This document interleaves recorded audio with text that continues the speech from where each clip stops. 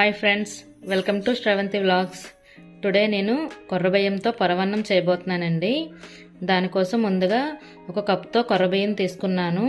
అదే బౌల్తో బెల్లం తీసుకున్నాను. జీడిపప్పు అదే బౌల్తో మిల్క్ కూడా తీసుకున్నానండి. ముందుగా ఈ బియ్యాన్ని బాగా కడిగి గాలించుకోవాలండి.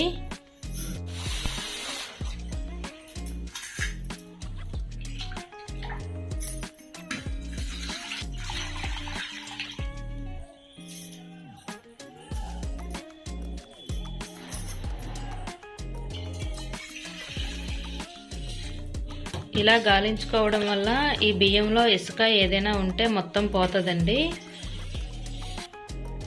ఇదిగోండి, ఇలా లైట్గా ఇసుక ఉంటుంది. ఇలా గాలించుకోవడం వల్ల మొత్తం ఇసుక అనేది లాస్ట్గా ఉండిపోతుంది. ముందుగా స్టవ్ ఆన్ చేసుకొని గిన్నె పెట్టుకున్నానండి. అందులో ఎసరు కూడా పెట్టుకున్నాము. ఒక కప్తో కొర్రబియ్యం తీసుకున్నాం కదండి, 3 కప్పుల వాటర్ని యాడ్ చేసుకున్నాం. ఇంకొంచెం వేసుకున్నా పర్వాలేదు. ఈ ఎసరు అనేది బాగా మరగాలండి. ఎసరు బాగా మరిగిందండి. ఇప్పుడు కొర్రబియ్యాన్ని అందులో వేసుకోవాలి.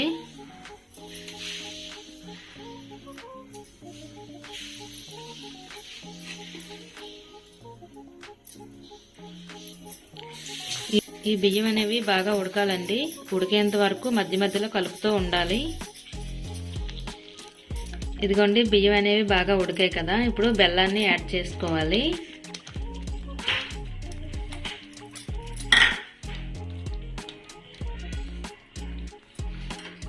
ఒకసారి అంతా కలిసేలా మొత్తం కలుపుకోవాలి.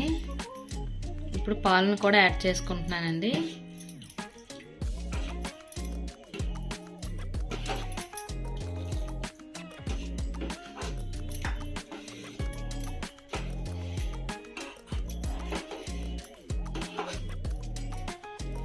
ఉడికిపోయిందండి. ఇంకొంచెం అంతే. మార్గశిర లక్షవారాలు కదండి, అమ్మవారికి ఎంతో ప్రీతికరమైన కొర్రబియ్యం పరవన్నం నైవేద్యంగా చేస్తున్నాం. పరవన్నంలో వేయడానికి జీడిపప్పు అనేది ఫ్రై చేసుకుంటున్నామండి. ఇదిగోండి, జీడిపప్పుని యాడ్ చేసుకుంటున్నాను.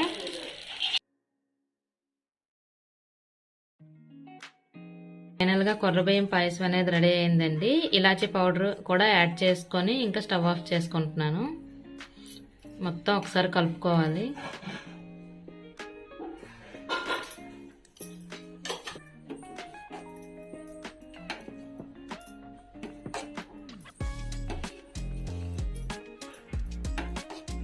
అమ్మవారికి నైవేద్యం పెట్టడానికి బౌల్లోకి తీసుకుంటున్నామండి.